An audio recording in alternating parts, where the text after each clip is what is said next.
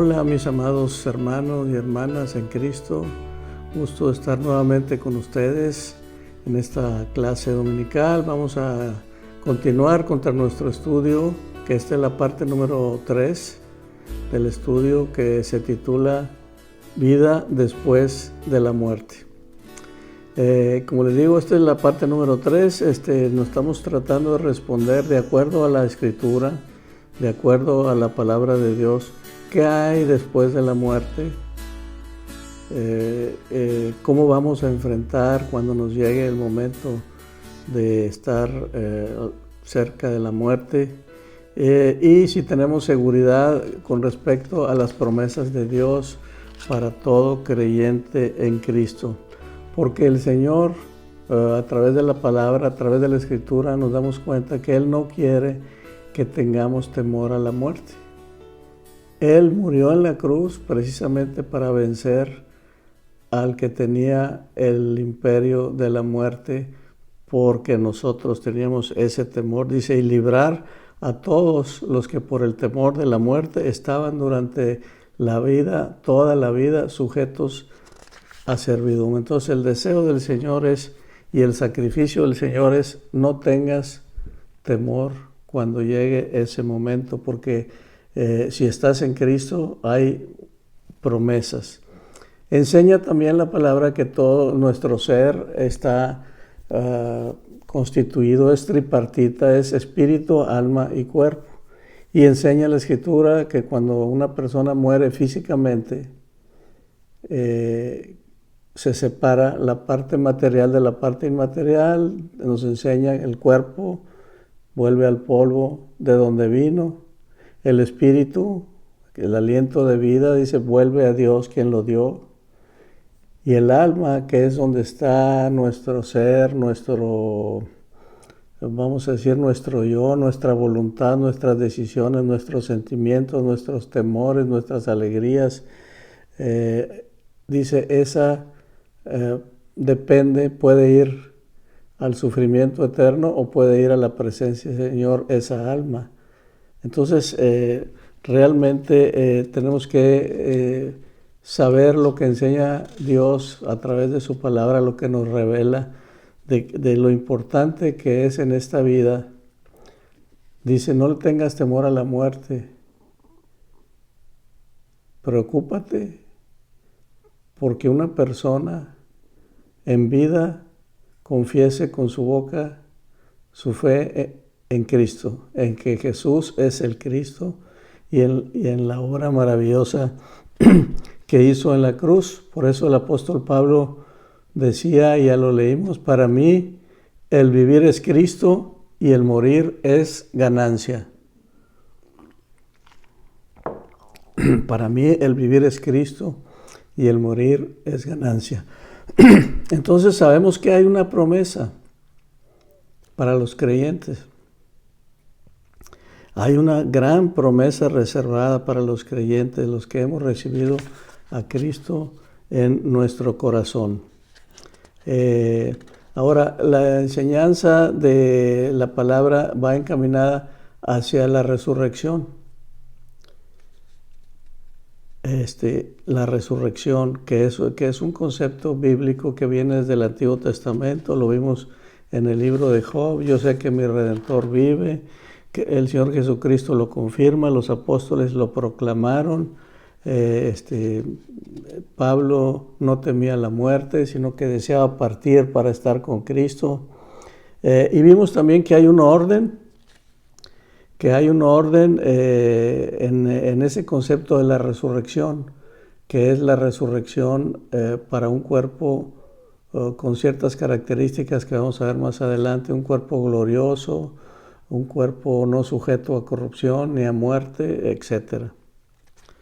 Entonces, pero el orden es Cristo, las primicias, y luego nosotros cuando llegue la segunda venida de Cristo.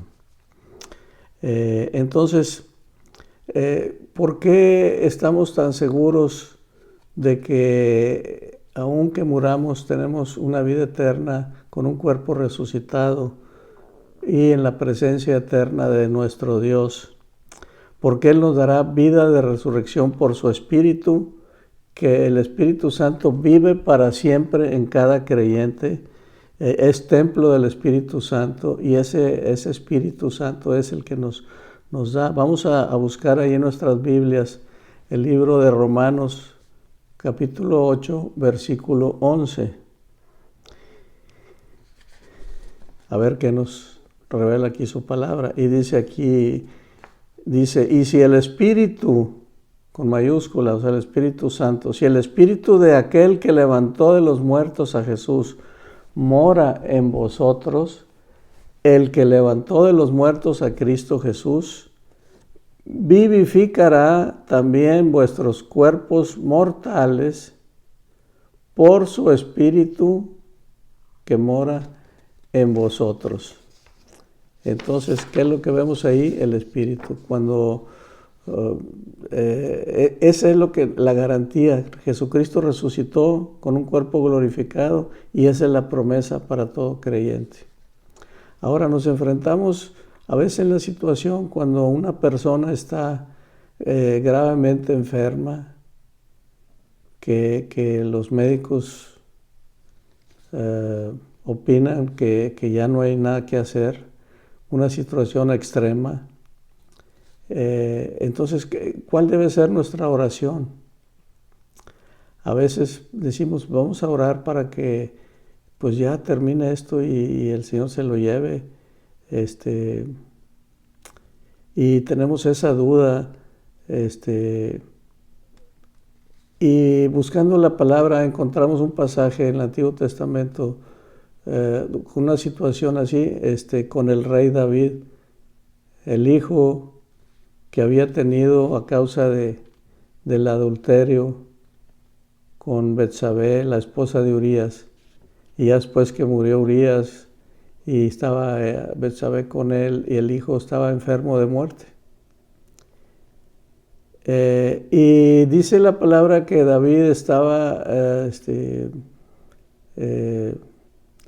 tirado orando al Señor, no comía, no se bañaba, no se cortaba la barba, se cubría de cilicio, etcétera. Nadie le podía ni hablar, estaba pidiéndole al Señor.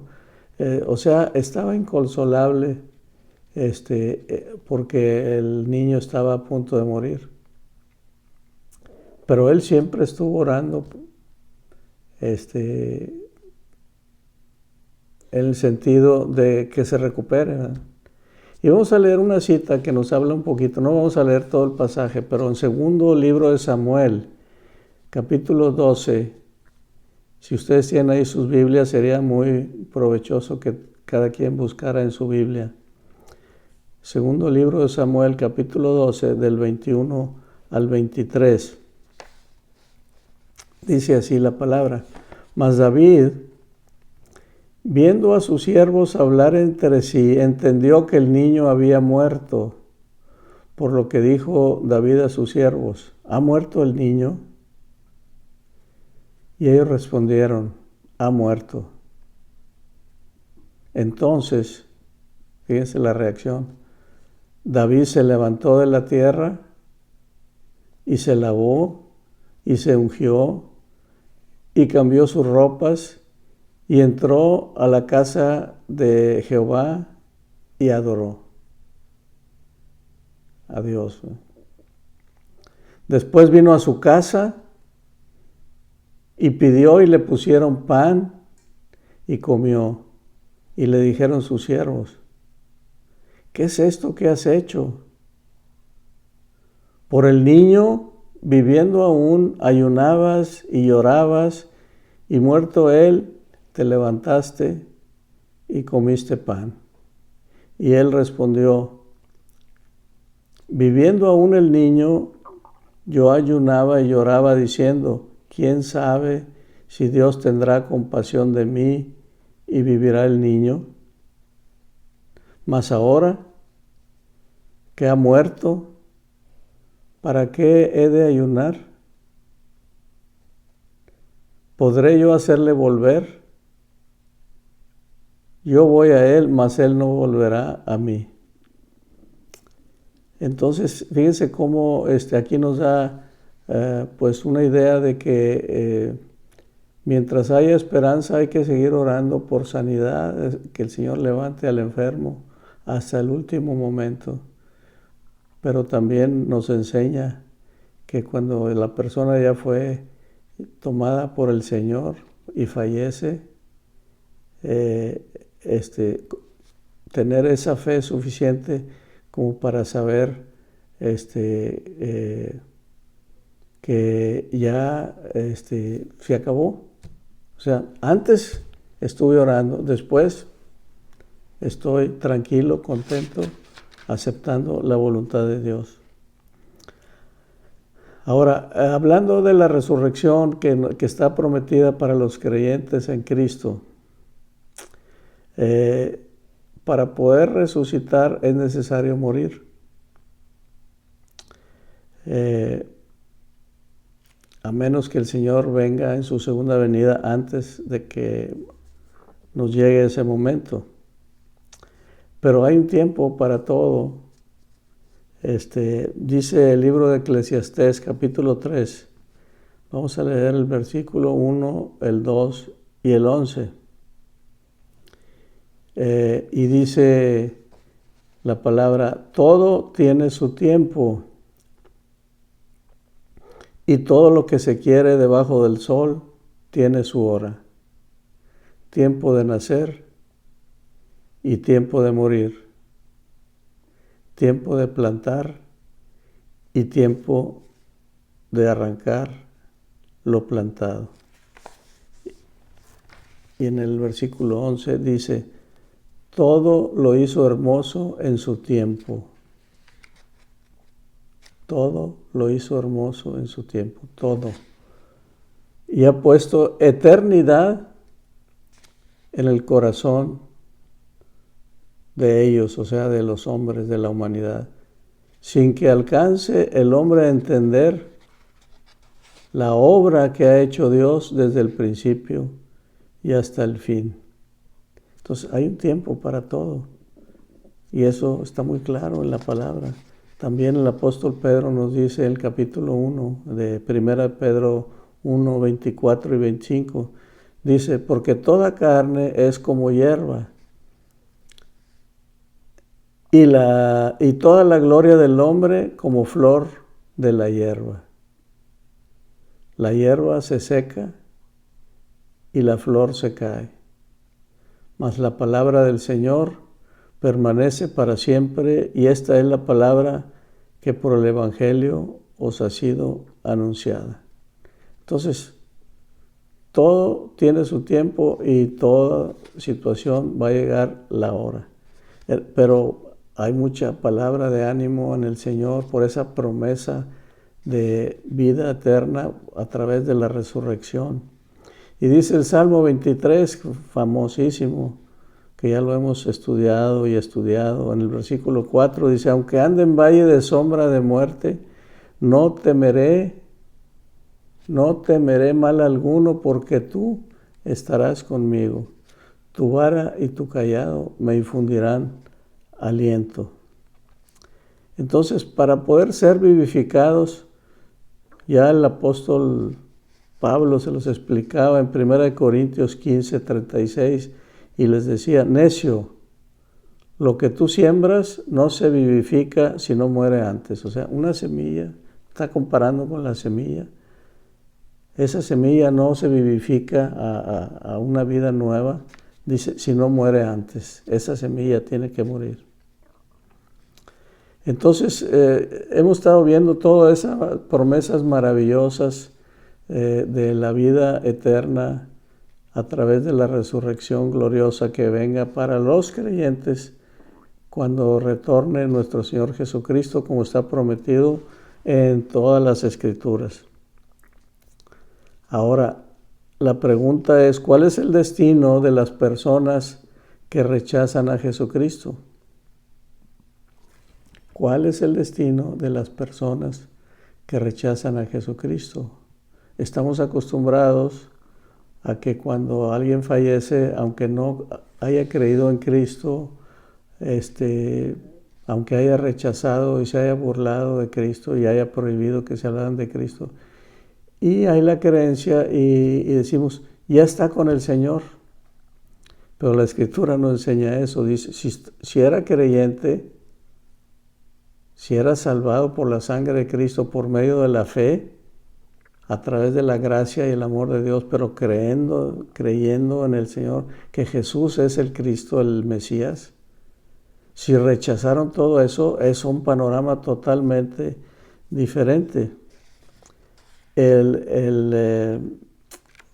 Hay una expectativa de eterna perdición para los que no son redimidos por la sangre de Cristo a causa de no haber creído.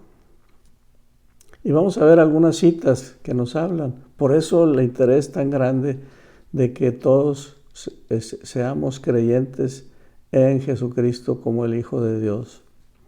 En Juan 3:36, el apóstol, inspirado por el Espíritu Santo, dice, el que cree en el Hijo, Hijo con mayúscula, o sea, el Hijo de Dios en Cristo, encarnado en Jesús, dice, tiene vida eterna.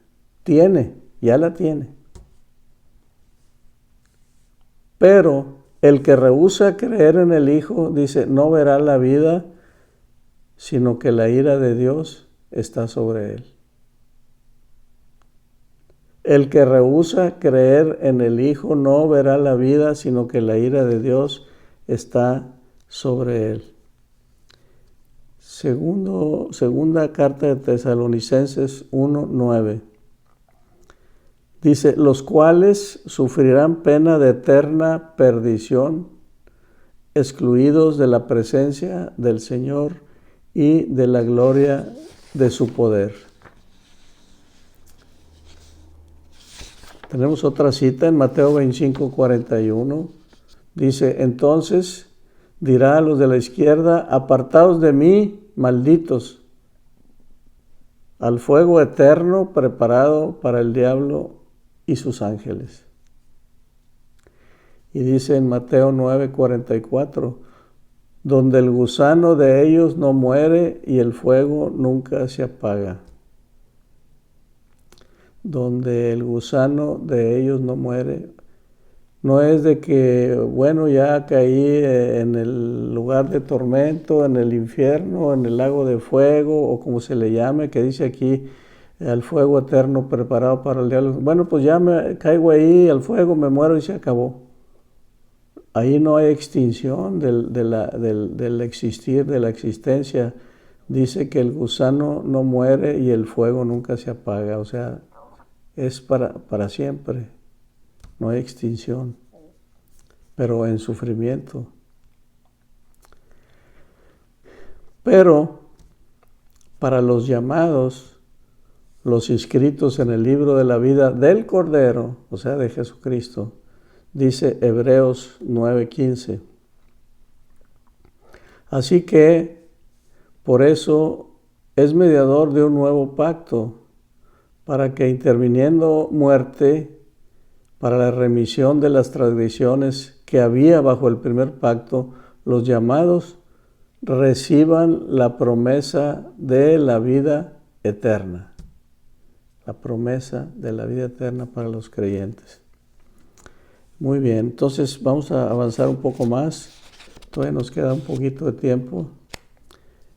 ¿Cómo será esa resurrección? Que es la que nos lleva a la vida eterna, sin estar sujetos a corrupción ni nada de eso. Dice, ¿cómo es ese volver a vivir? Veamos lo que dice la Escritura de las personas que iremos a resucitar cuando el Señor regrese, si es que no regresa cuando estemos vivos. De todas maneras seremos transformados, dice la palabra, a un cuerpo glorificado celestial. Y para esto vamos a ver lo que dice el apóstol Pedro en la primera Pedro 1, del 3 al 4. Y empieza diciendo, bendito el Dios y Padre de nuestro Señor Jesucristo, que según su grande misericordia nos hizo renacer para una esperanza viva por la resurrección de Jesucristo de los muertos. O sea, esa renacer a una esperanza viva es confirmada por la resurrección de Jesucristo de los muertos, testificada por todos los que lo vieron vivos y escrito en la Escritura, en la palabra. Dice el 4, para una herencia, y esa es, aquí va a describir ese cuerpo resucitado, dice, para una herencia incorruptible, incontaminada e inmarcesible, reservada en los cielos para nosotros. Entonces, primeramente habla incorruptible, o sea, aquí nos da una idea, no total, porque no lo conocemos totalmente, pero nos da una idea del cuerpo resucitado.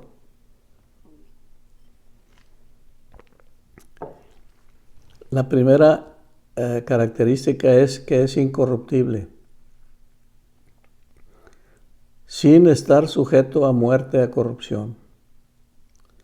Y para esto vamos a leer 1 Corintios 15, del 52 al 54, y dice, en un momento, en un abrir y cerrar de ojos, a la final trompeta, porque se tocará la trompeta, y los muertos serán resucitados incorruptibles, y nosotros seremos transformados, o sea, los que estemos vivos.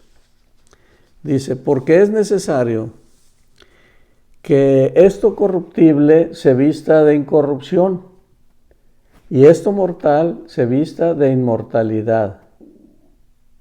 Y cuando esto corruptible se haya vestido de incorrupción y esto mortal se haya vestido de inmortalidad, entonces se cumplirá la palabra que está escrita, sorbida es la muerte en victoria.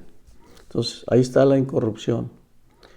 Y luego, la segunda característica que hablaba el apóstol Pedro es incontaminada, o sea, sin pecado, sin suciedad. Y lo vemos ya al final del libro de Apocalipsis, el de la revelación de los tiempos del fin. En el capítulo 21, versículos 22 al 27, dice así. Dice, hablando de la nueva Jerusalén, donde vamos a pasar ya el estado eterno. Dice, y no vi en ella templo, porque el Señor Dios Todopoderoso es el templo de ella y el Cordero. La ciudad no tiene necesidad de sol ni de luna que brillen en ella, porque la gloria de Dios la ilumina, y el Cordero es su lumbrera. Y las naciones que hubieren sido salvas andarán a la luz de ella, y los reyes de la tierra traerán su gloria y honor a ella. Sus puertas nunca serán cerradas de día, pues ahí no habrá noche. Y llevarán la gloria y la honra de las naciones a ella. Y esto que sigue muy interesante, dice, no entrará en ella ninguna cosa inmunda o que hace abominación y mentira, sino solamente los que están inscritos en el libro de la vida del Cordero. O sea, cuando una persona confiesa con su boca su fe en Jesucristo y únicamente en eso, sin agregarle cosas, personajes, exclusivamente enfocado en la persona de Jesucristo, dice, es inscrita en el libro de la vida del Cordero. Y entonces ahí ya no va a haber contaminación. Y la otra característica que dice ahí el apóstol Pedro es inmarcesible, quiere decir que no se marchita. Y para esto vamos a una cita que está en Isaías 40, del 7 al 8. Dice, nunca se marchitará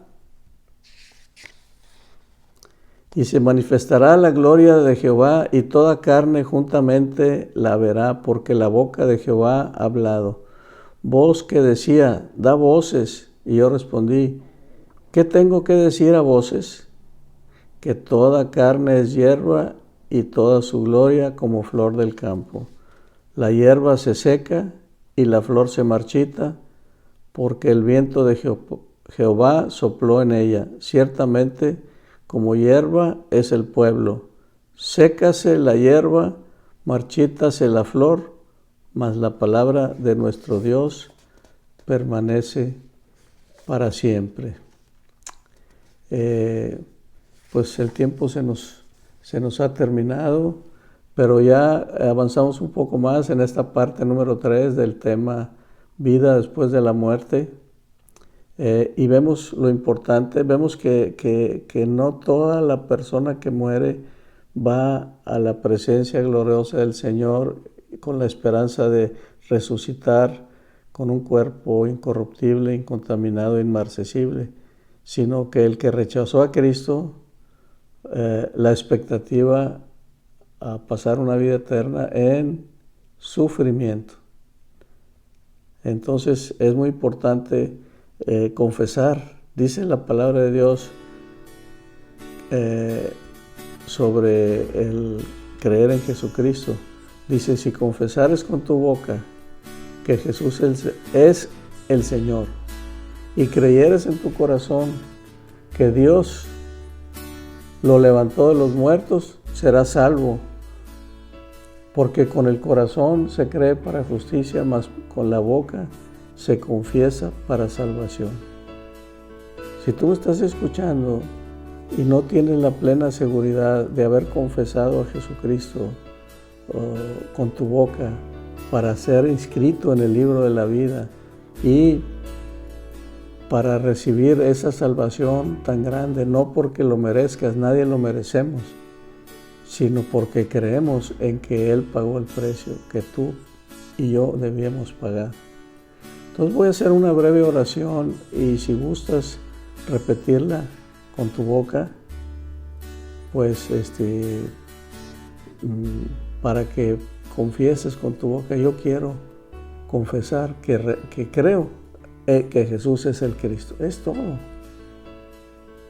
Y creo que resucitó y que esa resurrección es para mí también en su tiempo. Bien, pues vamos a orar. Si puedes hacerlo, inclina tu rostro, si no es que vas en alguna actividad como manejando o algo así, cierra tus ojos y dile: Padre Santo, gracias por tu palabra. Y en esta hora yo confieso con mi boca que creo que Jesús es el Mesías, que Jesús es el Cristo, que Jesús es el Señor, que pagó el precio de mi pecado en esa cruz y me liberó y me perdonó y me limpió. Pero también creo que después de que murió en esa cruz, no se quedó en la cruz, fue sepultado y no se quedó en el sepulcro, sino que tú lo levantaste de los muertos, lo resucitaste y lo elevaste, lo ascendiste a los cielos y está sentado a la derecha del Padre y esperamos su venida gloriosa. Gracias, Jesucristo, por la obra que hiciste al pagar el precio que yo tenía que pagar. Amén. Amén. Pues gloria a Dios, si hiciste esta oración de corazón, verdaderamente tú has depositado tu fe en Cristo y tu nombre ha sido inscrito en el libro de la vida del Cordero. Y no por tus méritos, sino por los méritos de Él. Te has hecho acreedor de todas las promesas que hemos estado hablando en este tiempo. Bien, pues continuamos, si Dios quiere, el próximo domingo con la parte número 4 de este tema que hemos estado viendo tan interesante, vida después de la muerte. no temo a la muerte. ¿Por qué? Porque Jesucristo es mi Señor. Amén. Bien, Dios te bendiga y nos vemos, si Dios quiere, la próxima.